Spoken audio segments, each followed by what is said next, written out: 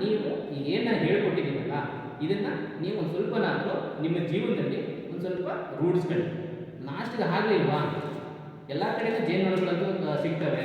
ನೀವೇ ಒಂದು ಪೆಟ್ಟಿ ಮಾಡಿ, ಇಲ್ಲ ಒಂದು ಮಡಿಕೆ ಮಾಡಿ, ಅದರಲ್ಲಿ ನೊಣ ಹಿಡ್ಕೊಂಡು ಬಂದುಬಿಟ್ಟು ನೀವೇ ಸಾಕಾಣಿಕೆ ಮಾಡ್ಬೋದು, ನಿಮ್ಮದೇ ಆದ ಶೈಲಿಯಲ್ಲಿ ಮಾಡ್ಬೋದು. ಇವಾಗ ಏನು, ಈಗ ನಾವು ಇದನ್ನು ಈ ಥರ ಬಾಕ್ಸ್ ಮಾಡಿದ್ದೀವಿ, ನಿಮ್ಮದು ಏನು ಮೆಚುರಿಟಿ ಮೈಂಡು, ನೀವೇ ಬೇರೆ ಇದನ್ನು ಕನ್ವರ್ಟ್ ಮಾಡ್ಕೊಂಡು ಅದನ್ನು ಸಾಕಾಣಿಕೆ ಮಾಡ್ಬೋದು.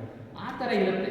ಹಾಗಾಗಿ ಇದನ್ನು ನೀವು ನಾನು ಈಗೇನು ಬಂದು ನಿಮಗೆ ಸ್ವಲ್ಪ ನಾನು ಬೋಧನೆ ಮಾಡಿದ್ದೀನಲ್ಲ, ಅದೊಂದು ಸ್ವಲ್ಪ ನಾನು ಉಪಯೋಗ ಆಗೋ ಥರ ನೀವು ನಿಮ್ಮ ಜೀವನದಲ್ಲಿ ಅಳವಡಿಸ್ಕೊಳ್ಳಿ. ಆಯಿತಾ? ಬೇರೆ ಏನಾದರೂ ಕ್ವಶನ್ ಇದ್ದರೆ ಕೇಳಿ.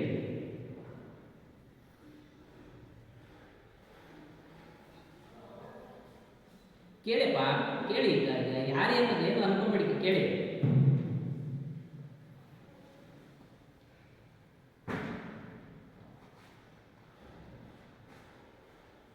ಇವಾಗ ಏನಾಗುತ್ತೆ ಗೊತ್ತಾ, ನಾವು ಹೇಳೋದಕ್ಕಿಂತ ಯಾರು ಈ ಥರ ಪ್ರಶ್ನೆ ಕೇಳಿ ನಾವು ವಿಚಾರ ವಿನಿಮಯ ಇರುತ್ತಲ್ಲ, ಆವಾಗಲೇ ನಿಮಗೆ ತಲೆ ಬರುತ್ತೆ. ಇವಾಗ ನಾನು ಇಷ್ಟೊತ್ತು ನಾನು ಹೇಳಿದ್ನಲ್ಲ, ಅದರಲ್ಲಿ ಯಾರು ಏನು ಅನಿಸಿಲ್ವಾ? ಇವಾಗೆಲ್ಲ ಕಲ್ತ್ಕೊಂಡ್ರ ನಿಮಗೆ ಏನು ಡೌಟ್ ಬರಲೇ ಇಲ್ಲ? ಹಾಂ, ಏನಪ್ಪ ಕೇಳಿ, ಏನಾದ್ರು ಡೌಟ್ ಇದೆಯಾ? ಇವಾಗ ನಾನು ನಿಮಗೆ ಜೇನು ಪೆಟ್ಟಿ ಕೊಡ್ತೀನಿ, ನೀವು ಮನೆಗೆ ತೊಗೊಂಡು ಸಾಕಾಣಿಕೆ ಮಾಡ್ತೀರಾ? ಸರ್, ಬೆಂಗಳೂರಲ್ಲಿ 20 ತಿಂಗಳು ಇನ್ನೂ ಜಾಸ್ತಿ ಚೆನ್ನಾಗಿಟ್ಟು ಅಂತಂದ್ರೆ ಅದೇ ಅಲ್ಲಿ ಏನಾಗುತ್ತೆ ಅಂದರೆ, ಇಲ್ಲ ಅನ್ನೋದು ಸೀಸನ್ ವೈಸಲ್ಲಿ ಬೆಳೆ ಬರುತ್ತೆ. ಅಲ್ಲಿ ಹಂಗಿಲ್ಲ, ಪ್ರತಿಯೊಬ್ಬರ ಮನೆಯಲ್ಲೂ ಗಾರ್ಡನ್ ಇದೆ. ಎಲ್ಲರೂ ಅವರವ್ರ ಮನೆಗೆ ಹೂವಿನ ಗಿಡಗಳನ್ನ ಬೆಳೆಸಿರ್ತಾರೆ. ಅದರ ಜೊತೆಗೆ ಅಲ್ಲಿ ಹೊಂಗೆ ಮರಗಳು ಜಾಸ್ತಿ. ಹೊಂಗೆ ಮರಗಳು ಒಳ್ಳೆ ತುಪ್ಪ ಬರುತ್ತೆ. ಏನಕ್ಕೆ ಅಂದರೆ ಅಲ್ಲಿ ನೂರಾರು ಹೊಂಗೆ ಮರಗಳಿವೆ, ಹೊಂಗೆ ಹೂವು ಬರುತ್ತೆ. ಅದರ ಜೊತೆಗೆ ಇದು ಹುಣಸೆ ಹೂವು ಆಯಿತು, ಹುಣಸೆ ಹೂವು ಬರುತ್ತೆ.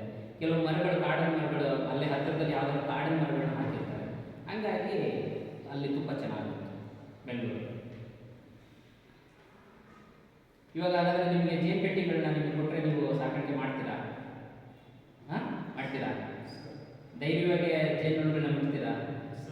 ಹ್ಞೂ, ಸರಿ. ಓಕೆ, ಅಷ್ಟೇನಾ? Okay, thank you.